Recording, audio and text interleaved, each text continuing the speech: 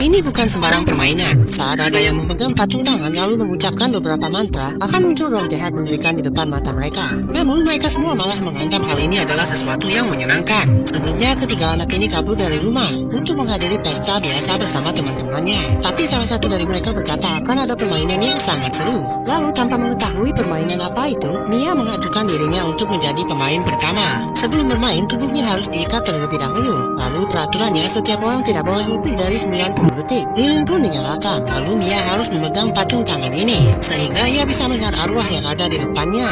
Awalnya Mia ketakutan, namun melihat teman mereka malah mengejeknya, Mia malah merasa tertantang dan kali ini ia akan mencoba lagi. Tampak sosok kali ini berbeda lagi dan lebih menyeramkan. Lalu tahap berikutnya, Mia harus mengizinkan sosok itu masuk ke dalam tubuhnya dengan cara berkata. Seketika tubuhnya terdorong ke belakang dan bola matanya membesar. Teman-temannya yang lain malah menganggap ini hal yang menyenangkan. Padahal kini Mia sedang dirasuki oleh arwah yang mereka tak tahu dari mana asalnya. Semakin lama arwah itu merasuki, maka kekuatannya akan semakin besar untuk menguasai tubuh Mia. Arwah yang merasuki Mia pun berkata kepada pemuda ini kalau ia harus berhati-hati, sebab banyak sekali arwah yang menyukainya. Karena Mia semakin tak terkendali, maka mereka harus segera menghentikannya dengan cara melepaskan patung tangan itu dari genggaman Mia dan mematikan lilin yang sudah mereka siapkan sebelumnya. Setelah semua orang panik melihat Mia kerasukan, dengan santainya Mia berkata kalau yang baru saja terjadi sangat keren dan dia sangat menyukai permainan ini. Benar-benar di luar nalar. Dengan sengaja pemuda ini membiarkan dirinya kerasukan, sementara teman-temannya yang lain fokus merekam dan tidak ada rasa takut sama sekali. Para pemuda sedang berpesta, tapi pestanya di luar nalar. Secara bergantian mereka akan duduk di meja ini, dan saat mereka memegang patung tangan itu, mereka akan melihat sosok mengerikan di depan mata mereka. Awalnya Daniel ketakutan, namun ia mencoba memberanikan diri dan memberikan izin roh tersebut merasuki tubuhnya. Tak butuh waktu lama, kini Daniel sudah dirasuki oleh arwah yang tidak diketahui asal-usulnya. Setelah arwah itu masuk secara sempurna, Daniel pun mulai berbicara ngantuk dan bersikap aneh. Daniel pun sampai dibuat terjatuh dari kursinya. Lalu Daniel malah mencium hewan peliharaan temannya. Tentu saja semua orang merasa jijik dengan tindakan arwah yang merasuki Daniel. Mereka harus melepaskan patung tangan itu dari genggaman Daniel dan mematikan lilinnya untuk mengakhiri semuanya. Saat Daniel sadar, ia benar-benar sangat malu dan meminta teman-temannya untuk menghapus video dirinya yang kerasukan tadi. Mereka malah berniat untuk meneruskan pesta kerasukan ini. Dengan sangat gembira mereka melakukan ini dan bermain dengan arwah-arwah gentayangan. Secara bergantian dengan sukarela mereka membiarkan tubuhnya dirasuki. Dan bahkan Daniel yang baru saja dipermalukan pun tampak ketagihan dengan permainan ini. Tak lupa mereka juga merekam pesta ini untuk konten mereka di sosial media.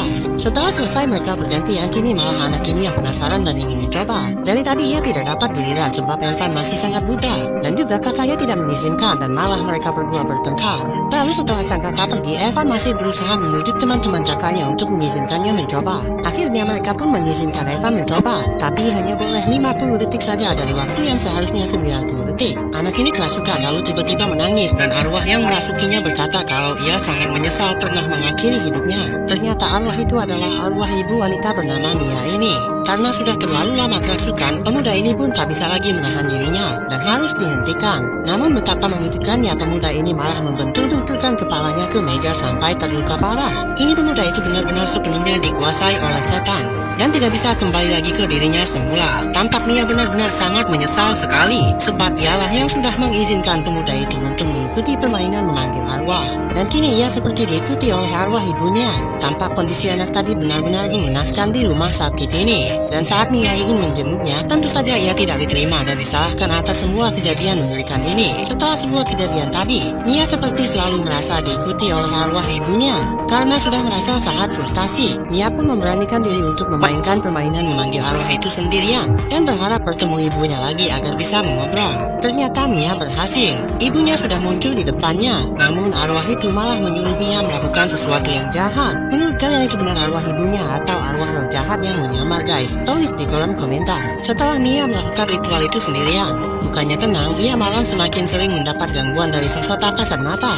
Bahkan sampai-sampai ia tak sengaja membunuh ayahnya sendiri. Sepertinya bisikan roh jahat tadi sudah berhasil mempengaruhi pikiran Mia. Bahkan lebih parahnya lagi, semua bisikan itu sampai membuat Mia mengakhiri hidupnya dengan alasan akan bisa hidup bahagia bersama sang ibu selamanya. Dan kini saat Mia tersadar dari kecelakaan yang menghilangkan nyawanya itu, ia melihat ada seorang di depannya sedang bermain permainan memanggil arwah. Dan ternyata kini dirinya lah yang sudah menjadi arwah yang hadir di permainan itu.